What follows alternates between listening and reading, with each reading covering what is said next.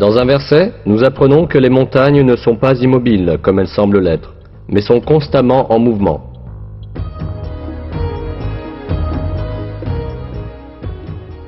Et tu verras les montagnes que tu croyais figées passer comme des nuages. Telle est l'œuvre de Dieu qui a réalisé toutes choses à la perfection. Il est parfaitement informé de ce que vous faites.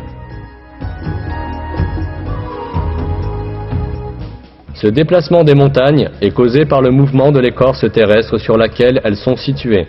L'écorce terrestre flotte en quelque sorte sur le manteau, qui est plus dense.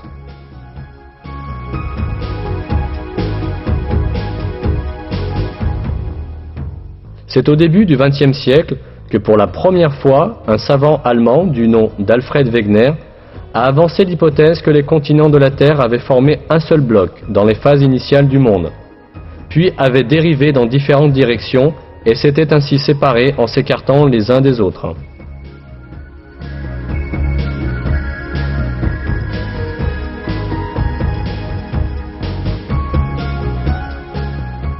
Ce n'est que dans les années 1980, 50 ans après la mort de Wegener, que les géologues ont compris qu'il avait raison.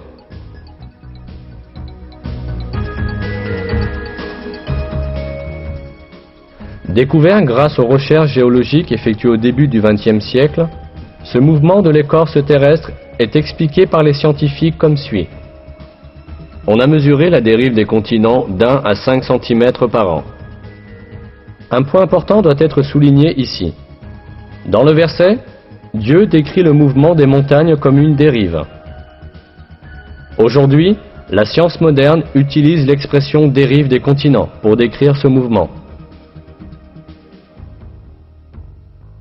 C'est sans aucun doute un des miracles du Coran que ce fait scientifique, qui a été récemment découvert par la science, ait été annoncé dans le Coran.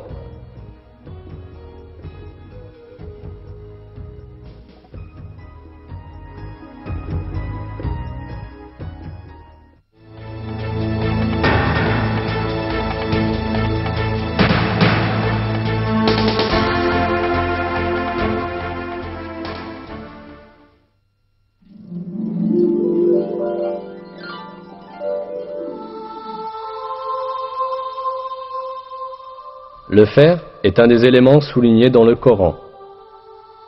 Dans la sourate El-Hadid, c'est-à-dire le fer, nous apprenons: Et nous avons fait descendre le fer, dans lequel se trouve une force redoutable, et des avantages pour les hommes. On pourrait comprendre l'emploi du mot « fait descendre » à propos du fer dans un sens métaphorique, c'est-à-dire qu'il a été mis au service des hommes. Mais si nous prenons en compte le sens littéral du mot, celui de faire descendre physiquement du ciel, nous nous apercevons que ce verset implique un miracle scientifique très significatif. En effet, les découvertes astronomiques modernes ont révélé que le fer qui se trouve dans notre monde provient des étoiles géantes des confins de l'espace.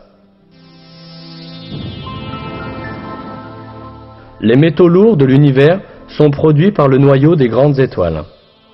Notre système solaire, lui, n'a pas la structure nécessaire pour produire le fer à lui tout seul. Le fer ne peut être produit que dans des étoiles beaucoup plus grandes que le Soleil, où la température atteint plusieurs centaines de millions de degrés. Quand la quantité de fer dans une étoile dépasse un certain niveau, l'étoile ne peut plus le supporter et finit par exploser en ce qu'on appelle une nova ou une supernova.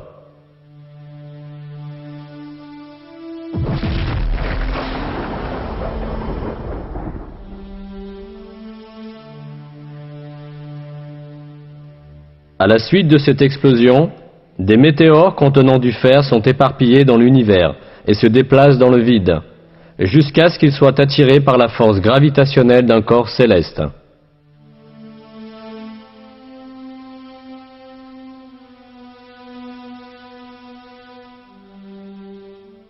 Tout cela montre que le métal ferreux ne s'est pas formé sur la Terre, mais a été transporté dans l'espace par des météores depuis des étoiles en explosion, et est ainsi descendu sur la Terre exactement comme l'affirme le verset.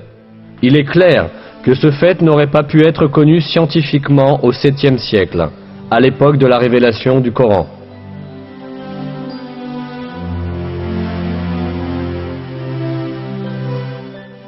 Et nous avons fait descendre le fer, dans lequel se trouve une force redoutable et des avantages pour les hommes.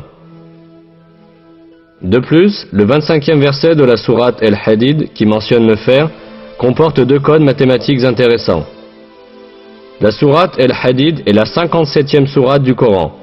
La valeur numérique du mot El-Hadid, en arabe, autrement dit son abjad, est le même nombre, 57. La valeur numérique du mot Hadid tout seul est 26, et 26 est le code atomique du fer.